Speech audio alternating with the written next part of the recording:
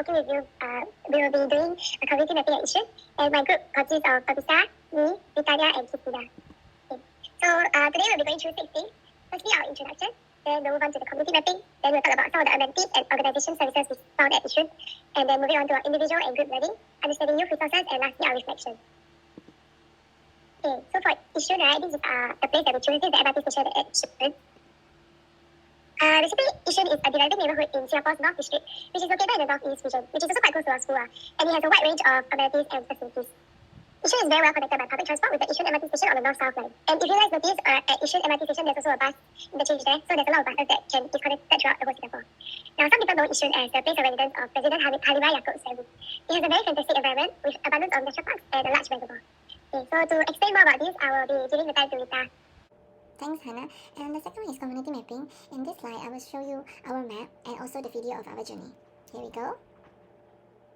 This is our map, and this is where we start, the MRT Yishun. And beside it is, we arrive at the North Point City. Then we go to the Yishun Swimming Complex. We saw the Yishun Town Garden, and then we walk through. There's a big hospital, the Kotek Port Hospital, and then we go around. We saw Safra. It's very big. There's a McDonald's, and then we walk past the Yishun Park, go around, and then we see the Yishun Hawker Center. Then we just walk around, and we see another park. There's a church, and then we take a break here. There's another McDonald's here, and this is one of the neighbor center where there's a lot of food stall. And then we go walk past here around 20 minutes past, and then it's quite hot. And we arrive at Junction 9, and we saw there's Northland Secondary School. And then we cross the street, we found the Oasis Water Park. And then we go back here, there's a Yishun Pond Park where we saw there's 4 youngsters, they did a picnic there. And then there's the Yishun Sports Center where many children, many youths play soccer and badminton or tennis. And then there's the Chuchi Humanity Youth Center. Then we go up, and then we pass by the Yishun East Community Center where we found the Shine Children and Youth Service, but I think it's quite hidden, it's not very easy to find this. And then we go up, we saw there's another popular bookstore, and then we just go around this area. Then we take a break by the train at 7-Eleven. Then we saw another fields where some adolescents they play soccer. Then we find this Yishun Family Service at Children's Society. Then we go down. We go down again. We saw another secondary school, and here there's another Yishun Central Community Park. And at that time it's almost night time, so that's why we will go back. But we found the social service office at Yishun. It's also not very easy to find. And here we arrive at the North Point City, where's the MRT station and the bus interchange is there. Okay. Next is our video journey.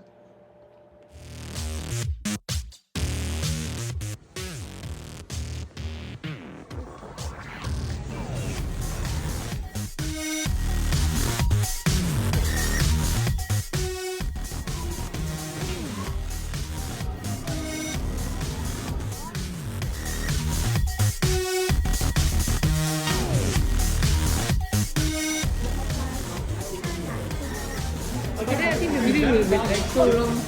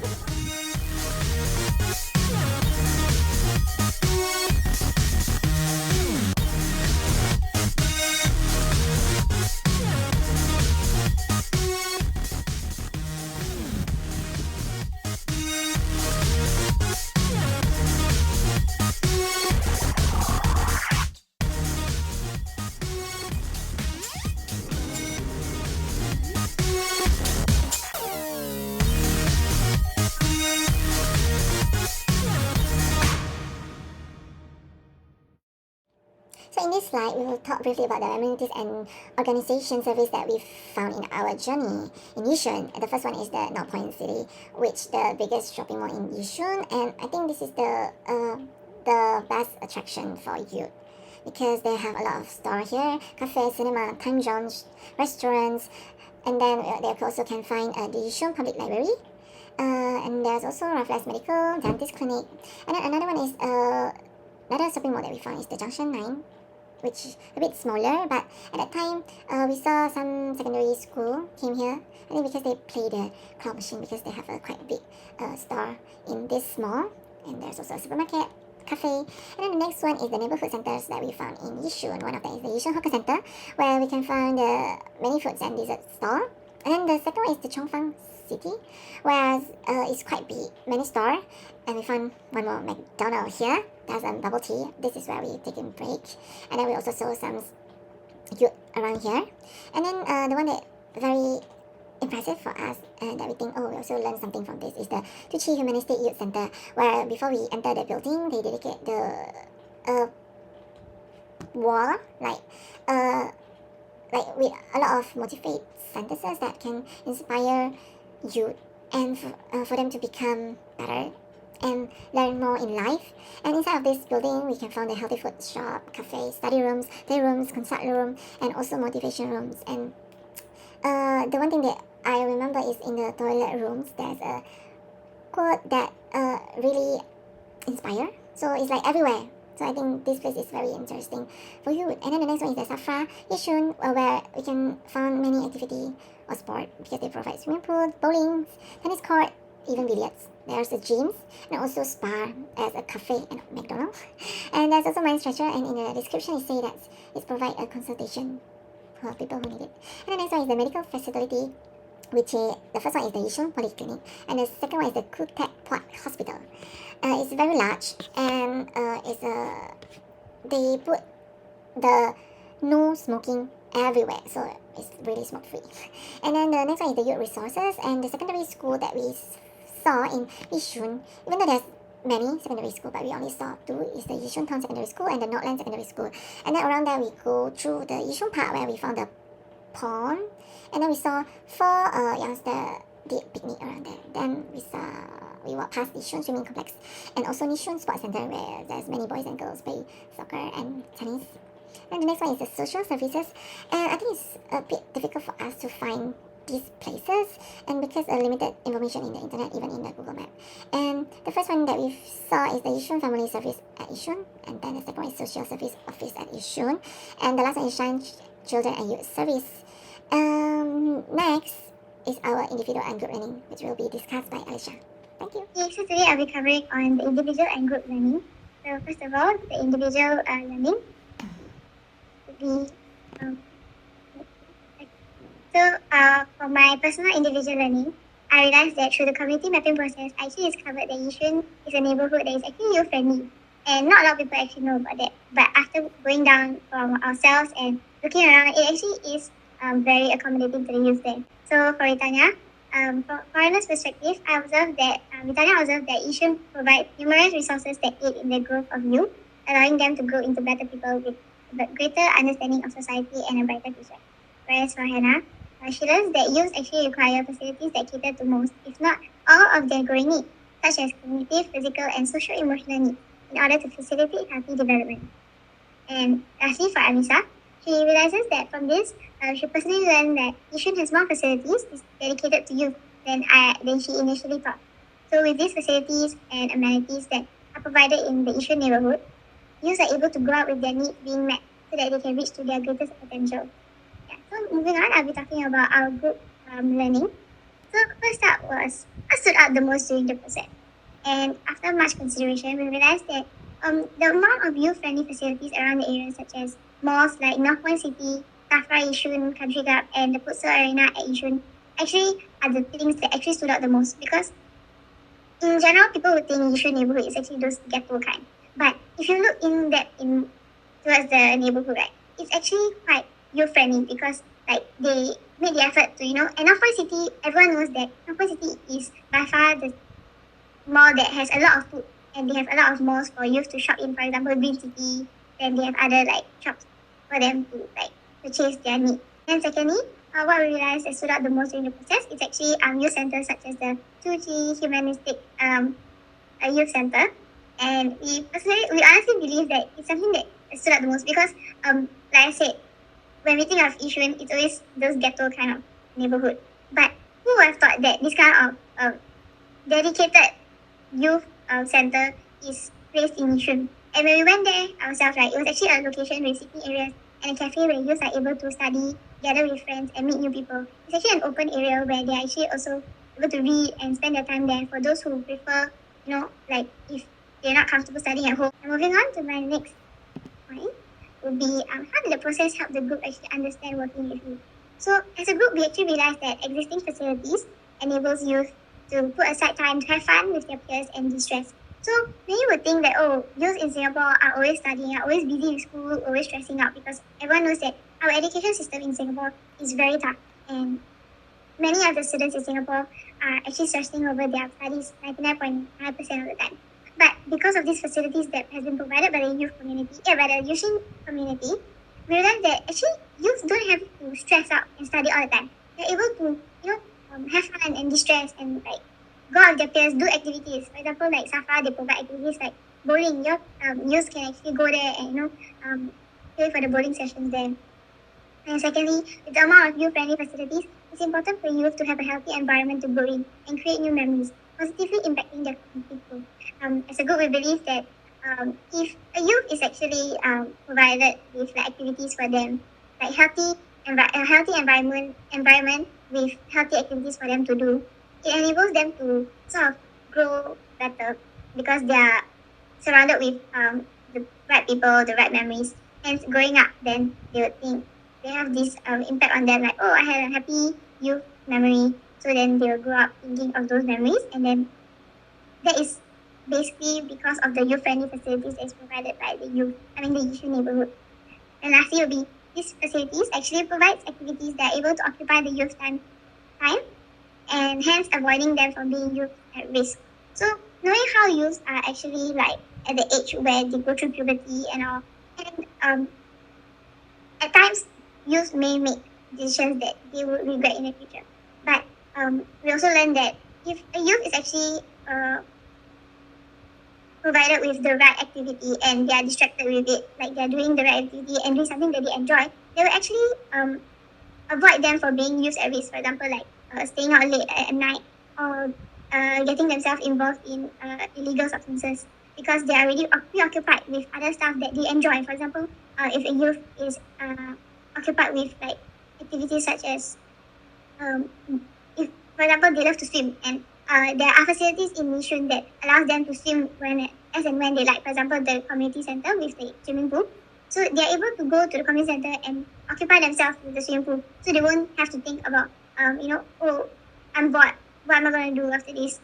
Should I go out late at night and get myself involved in trouble? They'll be like, oh no, tomorrow I want to go swimming because it's something that I enjoy and I want to do every single day. And I won't have to think of any other things because, why would I want to spend my time on something that I don't enjoy rather than I can spend my time on something that I like, and it's already provided by the Yishun communities, which is the facilities around them. Group member, we're talking about understanding youth resources, and I'll pass my time to Hannah.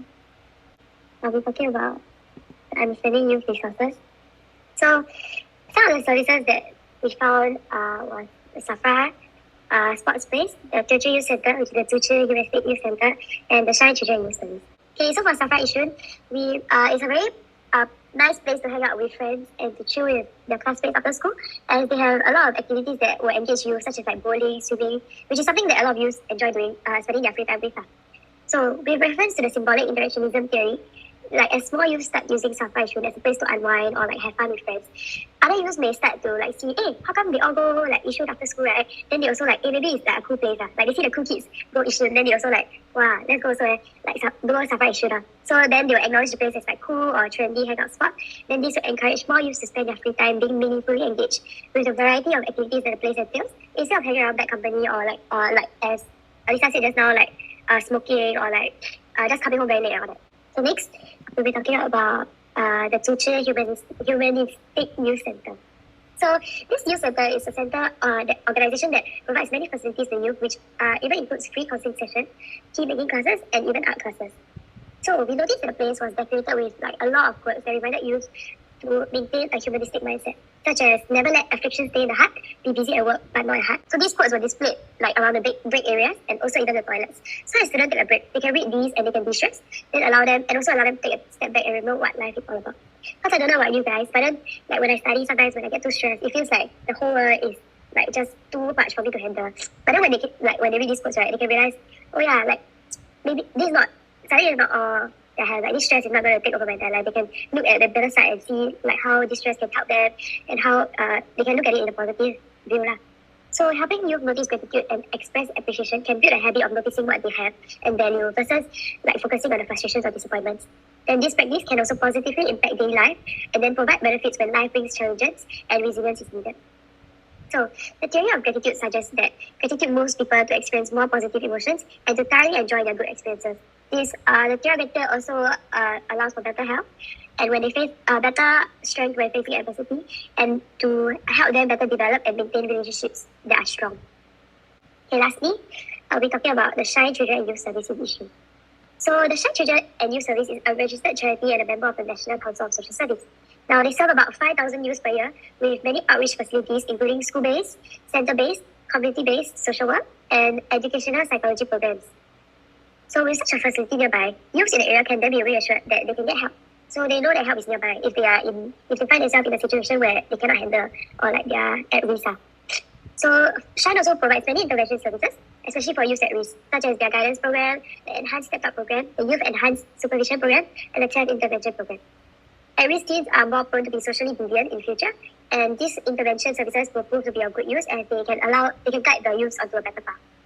Now, I'll be talking about Robert K. Merton's anomaly theory.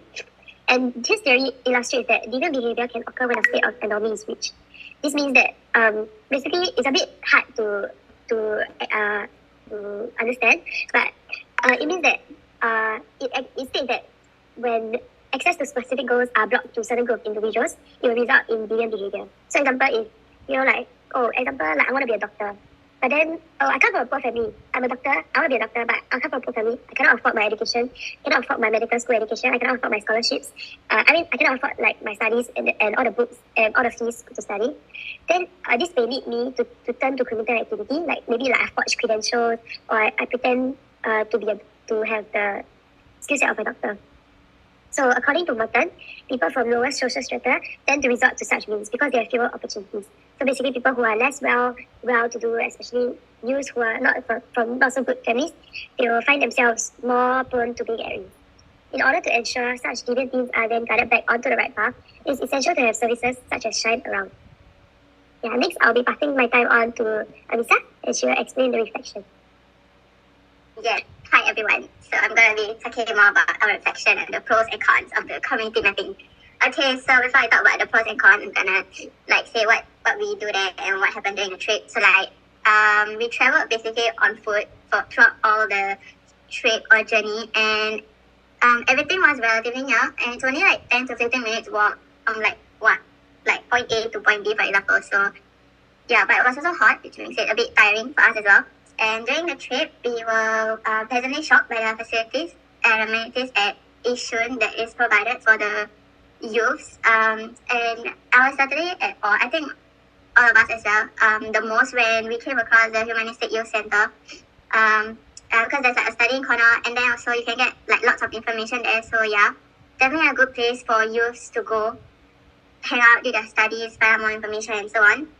And when we walk some more, there is also like a futsal arena, and when there's some people were playing, so yeah, it's good for the youth, a good place for the youth to socialize, meet other people and spend time together. And also the hospital, Krutekpot Hospital, which is especially closest to Safra and surrounded by also some HDB buildings. So the pros of the community mapping. Firstly, areas realize that most of the facilities for youth, such as the shopping malls, Active SG, Safra, hospitals and so on, are just like walking distance from each other. And also by walking on foot, right, we actually find out more about more places such as the trails and skater area near the bowling area as well as the youth center, because if we go by like, if you decide to take like public transport like bus or something, I think we're gonna miss out on certain like hotspots. So yeah, and if we look at like the community map, right, we can like kind of tell that everything is sort of connected because you're just going in like one direction, and then you start from like the MRT and then you're gonna end at like the shopping mall area and so on. So yeah, it's kind of fun. And so if youths are feeling like adventurous, right, they're feeling like wow, energetic, they want to have some fun, they can like follow that community map. Yeah, and then the cons of the community mapping are that the area that we went to or where we walked, we did not really see like much schools. At least like probably only like 2. So yeah, which makes like us wonder if like students find it convenient to go there, because like after school they're gonna like be tired and so on. So yeah, probably they won't go there during like weekdays or during after school timing. So yeah, and then some areas are a bit secluded, like the trial and youth center. So many have probably not heard or seen the place before. Next is our group reflection. So overall, we think that Yishun is a really good neighborhood for youth to live and hang out with their friends and so on, as it provides them with facilities such as the youth center, public library at the shopping mall to study at, as well as things to do such as bowling, skating, hiking, exercising, and so on, so that they can reduce the stress, have fun, and be happy with their friends. And yeah, and in like those shopping malls also, there's a lot of like outlets where they can purchase things that they want and so on. And with these places as well, it allows youth to meet other people and interact, further improving their self-esteem and confidence, and building their like social circle if they want to. And besides that, it will also help with their development as they're still growing up. So yeah, all in all, Yishun does provide youth with facilities to accommodate their needs. Yes, and so this is our reference